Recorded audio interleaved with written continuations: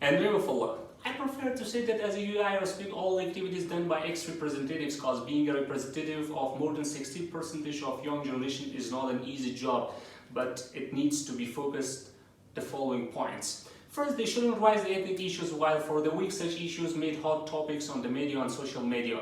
Second, we were expecting that our representatives will work for the common interests of Afghanistan and youths, not only joining the meetings and posting them on social media without any ideal reason.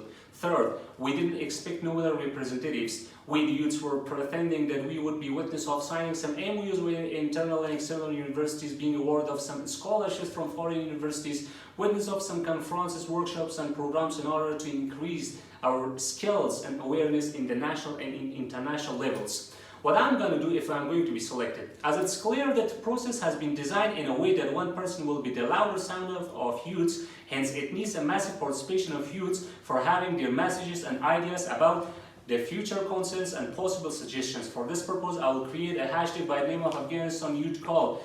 With this hashtag, I will collect the opinions and suggestions of the youths across the country. And for those youths that they are living in the villages that don't have access to internet, I will go by myself. Finally, I will make a summit or conference by them of Afghanistan Future Makers. The main focus of this conference be to unite all the suggestions and concerns of the youths that should be speak out in the United Nations.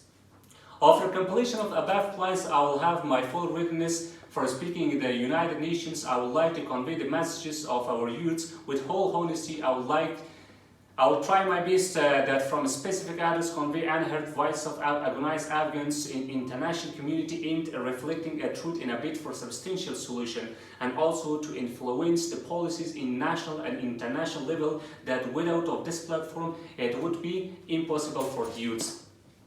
Also, after coming back from United Nations during my whole career, I will try my best to follow the outstanding activities done by ex-representatives and welcomed by the youths.